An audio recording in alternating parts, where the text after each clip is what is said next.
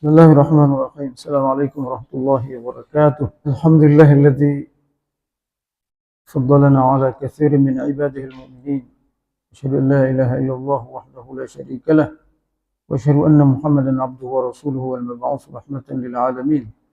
اللهم صل وسلم على سيدنا محمد وعلى آله وصحبه أجمعين. أما بعد، اللهم لا علم لنا إلا ما علمتنا إنك أنت العليم الحكيم. رب اشرح لي صدري ويسر لي أمري واحلل عقدة من لساني يفقهوا قولي. Bapak Ibu jamaah subuh Masjid Al-Hidayah dirahmati Allah Subhanahu wa taala. Alhamdulillah, kita bersyukur pada Allah subuh hari ini kita dalam kondisi sehat walafiat. Semoga Allah Subhanahu wa taala terus memberikan kesehatan kita insyaallah di masa pancaroba ini namanya. Kadang panas, kadang hujan, seterusnya banyak yang sakit. Semoga disembuhkan oleh Allah Subhanahu wa taala. Salawat beserta salam terus kita sampaikan kepada Rasulullah Muhammad sallallahu alaihi wasallam serta para sahabat, keluarganya dan kita semua umatnya insyaallah. Bapak Ibu, kita lanjutkan kajian fikih toharo. Fikih toharo. Fikih toharo ini penting Bapak Ibu karena menentukan batal sahnya ibadah kita. Dalam hukum Islam itu ada dua bentuk hukum, sekalian. Ada hukum tentang wajib, sunnah, haram dan seterusnya. Nah, itu namanya hukum syar'i namanya. Hukum syar'i. Hukum syar'i itu ada wajib, sunnah, makruh, mubah, haram dan seterusnya. Nah, ada namanya hukum wadai. Hukum wadai ini hukum yang apabila di ibadah yang dilakukan oleh manusia, apakah dia sah atau tidak. Namanya hukum wadai dalam kajian usul fikih. Nah, hukum wudu ini ada dua, sah dan batal. Sah dan batal. Nah, ketika kita berwudu itu tidak, hukumnya itu bukan masalah halal haram, Pak. Tapi hukumnya adalah batal sah. Batal sah. Apakah wudu kita itu sah? Sah itu adalah ketika yang ibadah yang kita lakukan atau amal yang kita lakukan memenuhi syarat, ya, memenuhi syarat dan rukunnya, atau memenuhi rukun dan syaratnya.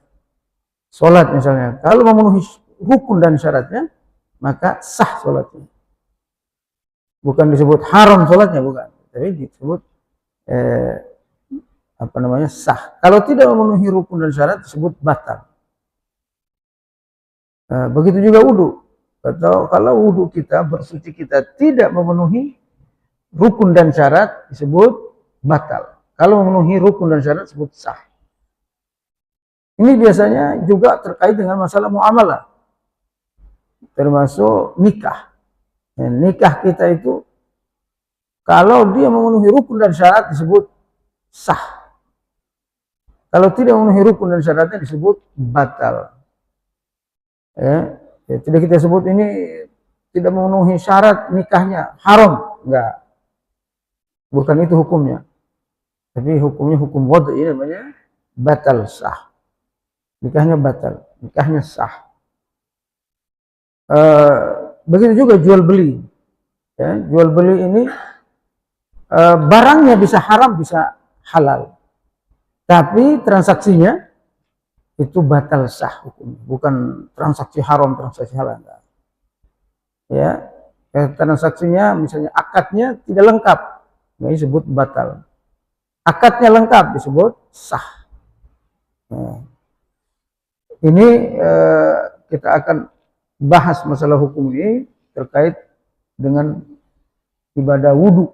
Ya, wudu itu bagian dari ibadah, Ibu sekalian. Al-wudu minal ibadah. Bahkan wudu ini hukum kebolehannya, boleh atau tidak, hukum wudhu itu tergantung dengan ibadah yang dilakukan. Tergantung ibadah yang dilakukan. Kalau kita ingin melaksanakan sholat fardu, sholat wajib, maka wudhunya menjadi wajib. Kalau wudhunya, sholatnya yang kita lakukan sholat sunnah, maka wudhunya menjadi sunnah. Ya, hukumnya menjadi sunnah. Kalau yang kita lakukan hal-hal yang mubah, kita berwudu gitu, yang penting wudu aja tuh, itu masuk sunnah atau mubah. Di hukum asli ya, wudu adalah sunnah, kecuali sesuatu yang kita lakukan jadi syarat, menjadi syarat ibadah wajib, maka dia menjadi wajib. Wudu itu dalam kaidah disebut dengan mala yatimmu wajib, mala yatimul wajibi illa bihi fahuwa wajib. Sesuatu yang apabila tanpa dia tidak sempurna wajib yang kita lakukan, maka sesuatu itu menjadi wajib. Ya. Contoh Bapak sekalian, kita mau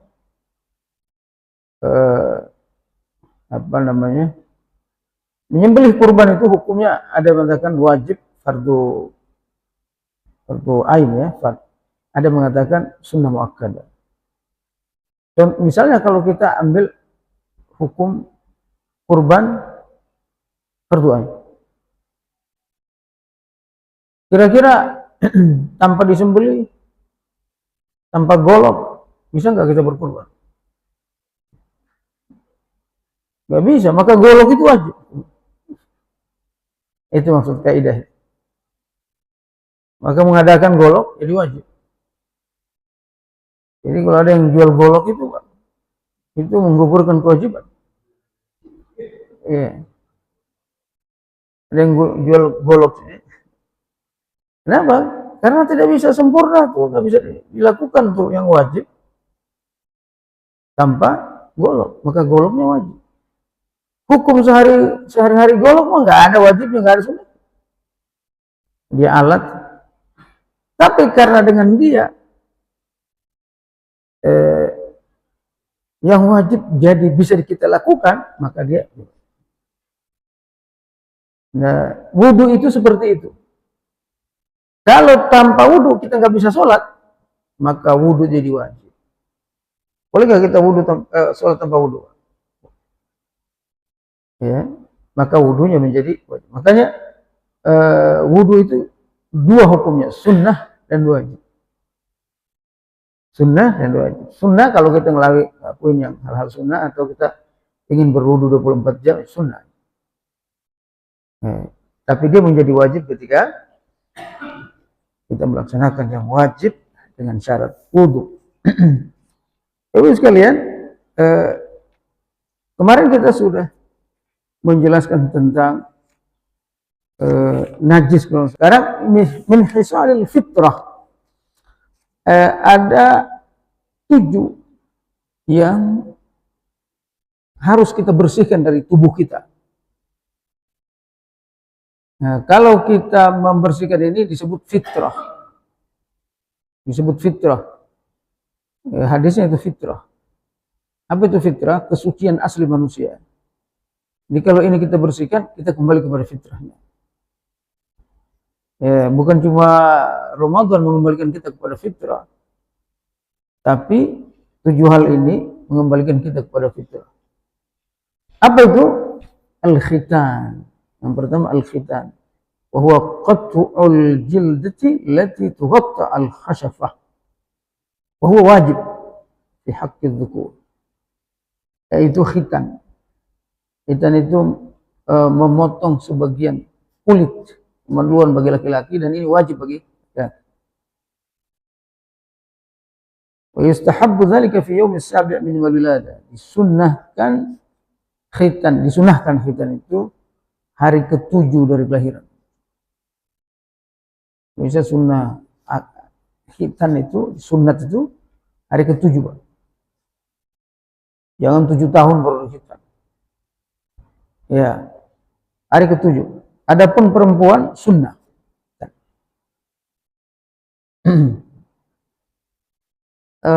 Artinya tidak dilakukan, bahkan ada yang mengatakan tidak sunnah untuk perempuan, tidak usah dikhitan. Ya. Yang kedua, kita dikhitan sekalian, itu fitrah. Kalau kita tidak sunnah, ya tidak fitrah. Makanya orang kafir yang tidak disunnah itu tidak fitrah, Bapak Ibu. Padahal ajaran asli Kristen itu disunat. Ajaran asli Kristen disunat. Lihat kitab yang masih ada aslinya, pasti mengatakan sunat. Yesus disunat hari ke-7. Tapi yang melaksanakan orang Islam. Makanya ada teman saya namanya Pohdondi Tan. Nah, pernah dengar ya? Dia itu sudah dalam setahun memasukkan kurang lebih 100 orang kafir ke Islam. Di antaranya pendeta, pastor. Setiap tahun dia masukkan Islam, 100 lebih. Teman dekat, insya Allah. Dia itu berdialog ke orang Nasrani. Di antaranya masalah khitan. Dia tanya, yang mati di Injil kalau mati dikafanin apa enggak? Baca Injil loh, begitu aja. Dikafanin. Nah, orang Kristen dikafanin enggak kalau mati? Enggak. Orang Islam dikafanin ketika mati, dikafanin. Jadi yang ikut Kristen itu, orang yang mengamalkan Kristen itu orang Islam apa orang Kristen? Islam, kata orang itu, yang Kristen. Kodondinya itu nanya begitu doang. Yesus dikhitan apa enggak? Dalam Injil loh, katanya. Baca, khitan. Yang dikhitan orang Kristen apa orang Islam? Orang Islam. Jadi yang ngikutin Yesus orang Kristen apa orang Islam? Orang Islam. Lalu dia balik.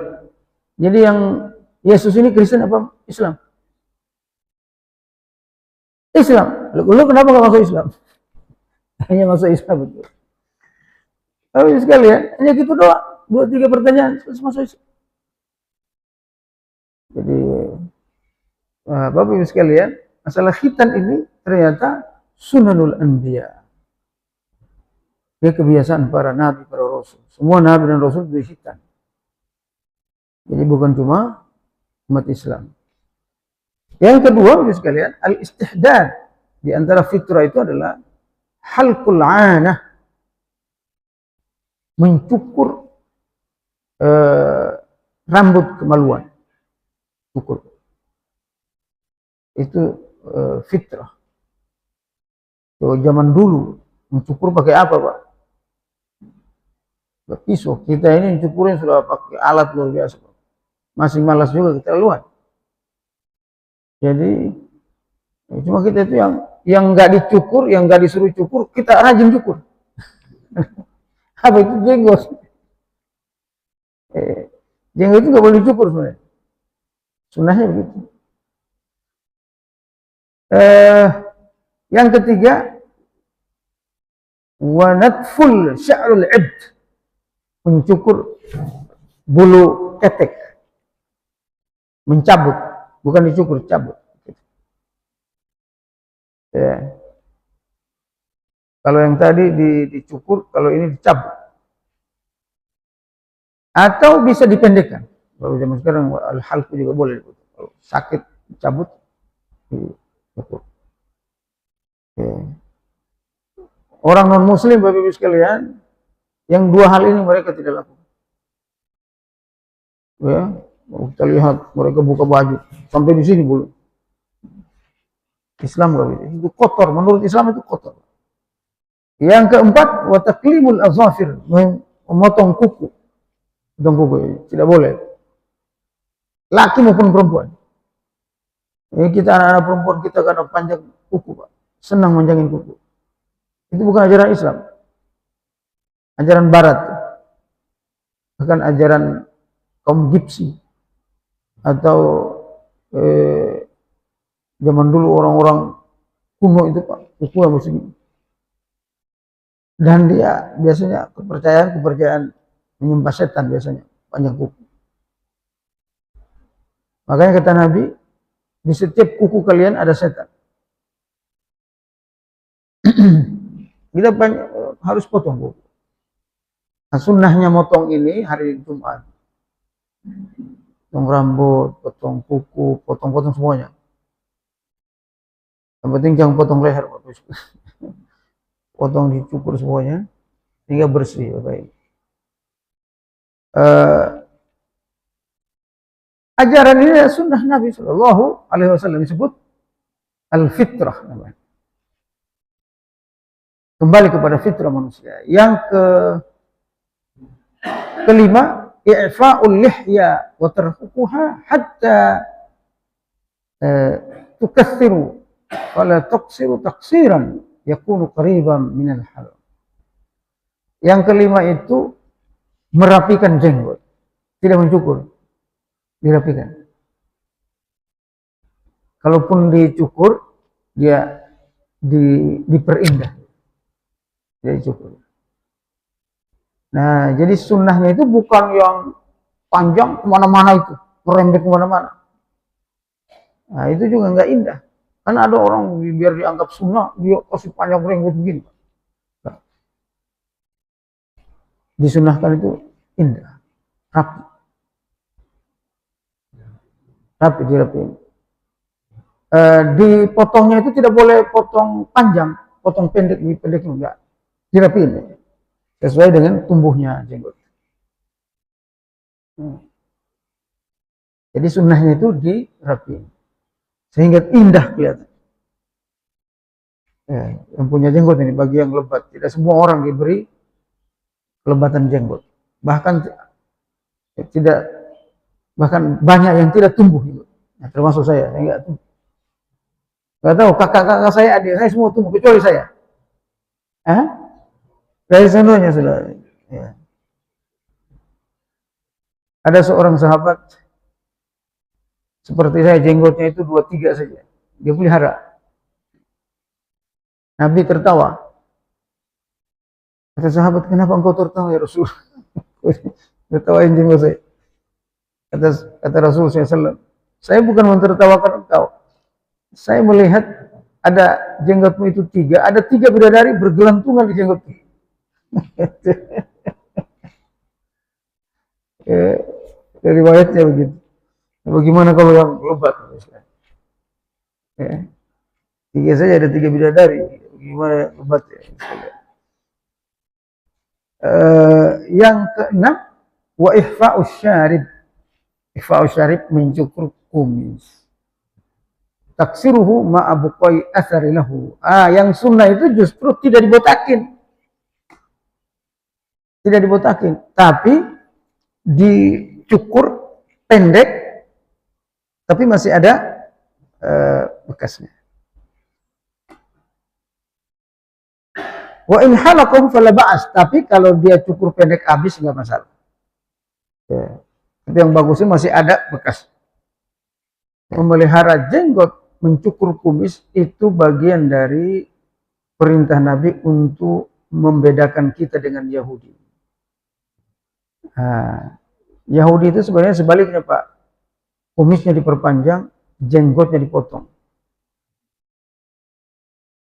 Tapi sekarang karena mereka lihat memelihara jenggot itu indah, sekarang orang Barat Pak rata-rata melihara jenggot. Orang Yahudi juga melihara jenggot. Saya pernah ke Amerika, banyak sekali orang jenggotnya lebat, orang kulit hitam, kulit putih dan saya pikir ustadz atau apa? Ternyata orang kafir, ateis. Ya, banyak pemain film itu Hollywood pakai jenggot itu. Ya, lihat indah, laki-laki. Kalau nggak berjenggot itu cenderung dianggap gay. Kalau di Eropa, di Amerika. Ya. Mohon maaf. Kalau makanya mereka yang mati-mati itu dia pelihara jenggotnya, Pak. Ya, apa namanya, artis-artis orang barat. Nah, hati-hati kalau nggak ada jenggot itu. Kita juga kayak kita pelihara kumis sudah sedikit biar lihat ya. Eh, Sekarang masalah gay ini lagi viral ini. Iya, hati-hati. Kalau dulu panjang jenggot dianggap teroris, sekarang enggak, Pak. Jenggot itu ya laki-laki, gitu. Karena nggak ada yang perempuan yang berjenggot. Jadi orang kafir, orang Yahudi, orang pakai jenggot, indah pakai jenggot. Apalagi presiden Suriah itu kan jenggotnya panjang. Orang-orang pada ikut, ganteng katanya. Jadi sekalian beda, ada perubahan zaman. Padahal itu sunnah Nabi SAW. Coba kalau Nabi ajarin begitu, itu pasti tidak pernah lekang sampai hari kiamat. Memang itu fitrah manusia aslinya. Makanya disebut fitrah karena dari semuanya begitu manusia itu aslinya. Berjenggot, gitu. Makanya disebut fitrah. Syaib, tarkus syaib wa ibqa'ahu sawa'an fil lihyati awir ra'si. Jadi meninggal, ada sesuatu yang ditinggalkan, ya tidak semua dicukur ini, ya. Khususnya di jenggot itu, sekali dirapin. Ini bagian dari fitrah yang harus kita jaga, sehingga keaslian kita itu bagaimana yang sunnah Rasul ya seperti itu. Ya.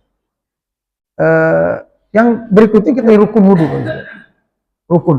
Kalau enggak ini batal. Kalau enggak sesuai rukun ini. Yang pertama niat.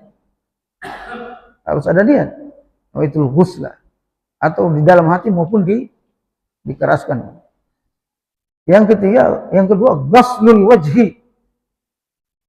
Mencuci wajah. Kan istilah-istilah itu ada ghaslu, ada mashu. Beda. Ghaslul wajhi berarti wajah itu harus dicuci. Dicuci. Namanya dicuci bagaimana? Digosok, Pak. Itu namanya ghaslul wajhi. Mencuci itu berarti dengan gosok. Sekalian air digosok dengan air. Beda dengan dibasuh. Mashu. Nah, ini harus dibedakan. Kalau muka itu harus dibasuh. Wa haddul wajhi min a'la tathil jabha ila asfalil lihya. Ya. Tulan wa min syahmatil udhun ila syahmatil udhun ukhra ardan. Secara panjang dan lebar wajah itu ada batasnya.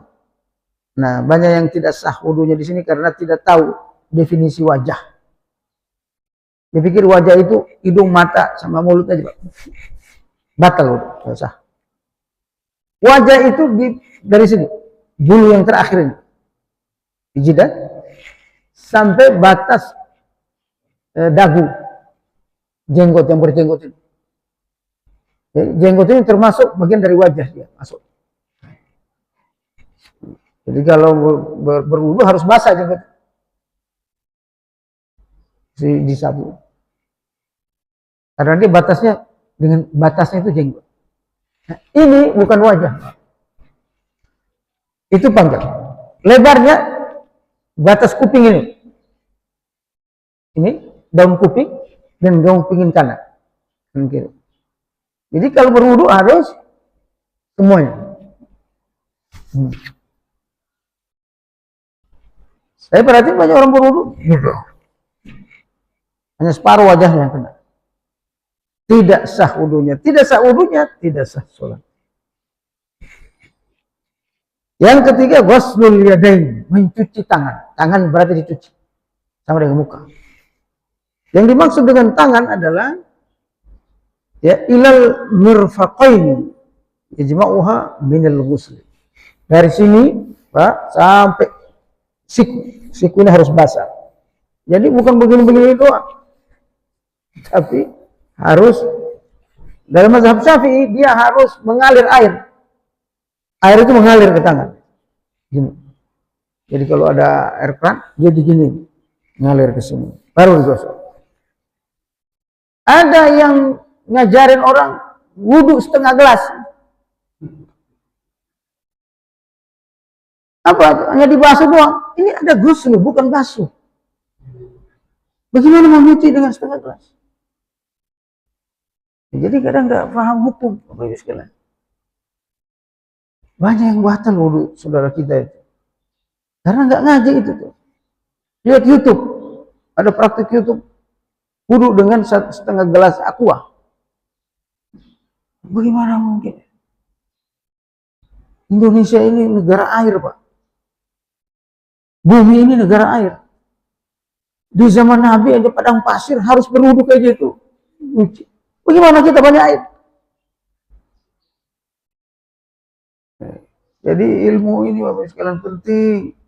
Kita remehkan kadang wudhu, masa belajar wudhu lagi? Batas-batasnya kita nggak ngerti. Mashur ra'si. Baru kemudian kata Allah. Ini ada ayat yang Bapak sekalian ya, surat Al-Maidah. Idza kuntum ila sholati fawsilu wujuhakum wa aydikum ilal marad famsahu bi ru'usikum. Kepala kalian itu dibasuh. Dibasuh Bapak Ibu sekalian, bukan dicuci begini. Iya. Basuh itu air basah tangan kita, basuh. Dibasuh saja. Enggak dicuci begini, basuh. Mazhab Syafi'i biru usikum itu itu sebagian rambut, sebagian kepala.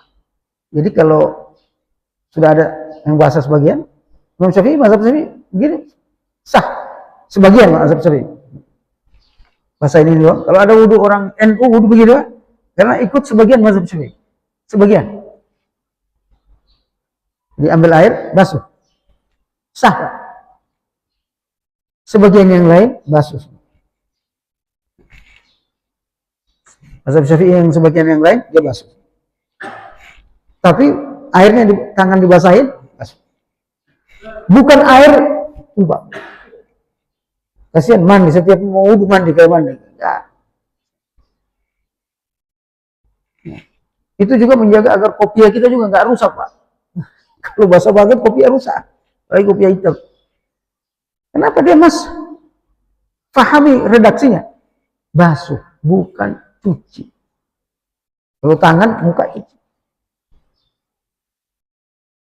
Yang kelima, ghuslur rijlaini ma'al ka'bain, mencuci kaki. Kaki dicuci, jangan dibasuh. Nah, kalau cuci itu harus digosok begini. Namanya cuci harus digosok. Nggak boleh begini doang. Nah, itu mah kalau bahasa Betawi kalau begini doang apa ya? Bukan dicuci. Digenangin doang gitu. Nah ini istilah Bapak Ibu sekalian, wudhu ini dasar banget, basic banget dalam sah tidaknya wudhu kita. Yang keenam adalah at-tertib wa ruknul ijtihad. Tertib itu harus dimulai dari wajah, baru kemudian yang lain. Jangan wudhunya pakai kaki dulu, kuping dulu. Enggak. Jadi yang wajib itu 6 itu aja. Nah, yang sunnahnya nanti kita akan bahas pada pertemuan berikutnya insyaallah. Dan hal-hal yang membatalkan wudhu. Nah, semoga ada manfaatnya Bapak sekalian. Agama kita sempurna sesuai Al-Quran dan As-Sunnah. Billahi taufiq wal hidayah. Assalamualaikum warahmatullahi wabarakatuh.